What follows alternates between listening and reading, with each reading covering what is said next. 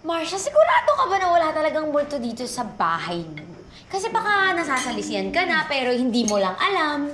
Ano ka ba naman, Paula? Mga bata pa lang tayo. Naglalaro na tayo dito, di ba? Nagsi-sleepover pa nga tayo nila Iris eh. O ano, meron ba kayong naramdaman ng multo? Sa bagay. Pero nagbabago kasi yung mga bagay-bagay. Yung akala mo mabait pero ahas na pala. Oo nga pala, Marsha.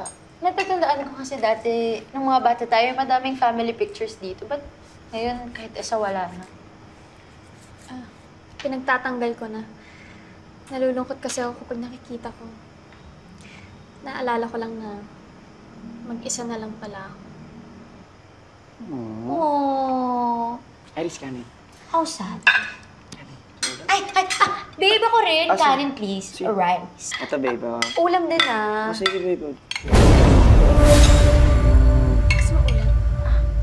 Okay na, enough na enough. Ulam. Okay na. Okay lang, okay lang. Ayan.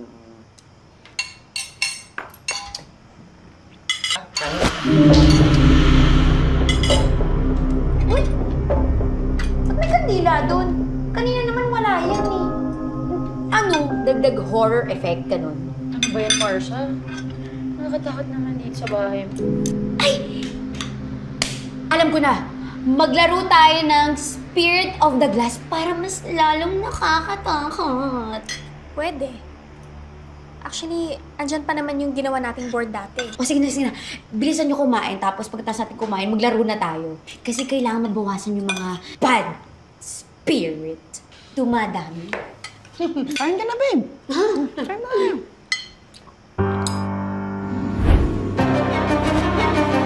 Handa na ba kayo? Ilagay natin ang mga kamay natin. Kung may presence dito sa bahay na to, magparamdam ka. Nandito ka ba? Kasama ka ba namin?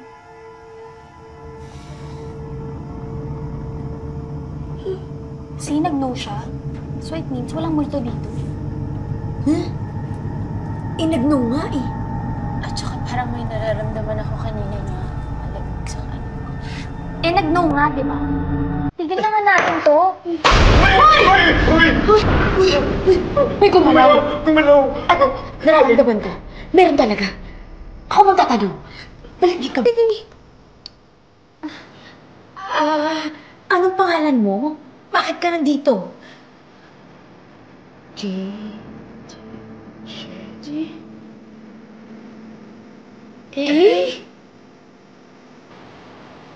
John?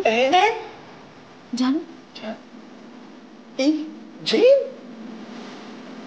Sino Jane? OMG! Si Jane, siya yung binubuli nito ni Paula nung 13 years old pa lang kami. Hoy, bakit ako? Tayong tatlo yun. Nakikisama lang kami, no? Diba, lagi mo siyang binubuli kasi kamukha siya ni Marsha. Tapos sabi mo, hindi ka papayag na may mas maganda pa sa school kaysa sa ating tatlo. Uy, hindi naman. Until one day kakabuli namin sa kanya, may nangyari. Anong nangyari? Ano? Huwag kang pa-epa sa teacher namin kasi ako yung crush nun. Nahulog siya. Natulak namin siya. Oo, mo naman. So, anong nangyari sa kanya?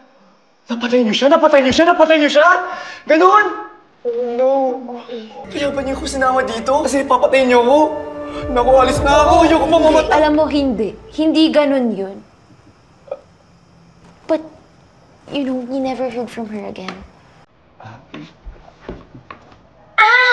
Siya yung nakita ko sa labas! Sige pala yun. May tatanong lang ako, eh. Sige, Tama na! I believe that masamang ginugulo ang mga espiritu na namatay na. Kaya hayaan na lang natin sila. Kapag hindi natin sila ginugulo, hindi rin tayo ginugulo. And I thank you. Diba? Tama ka. I like it. You're so brainy, girl. Oo nga. Functioning ka pa rin.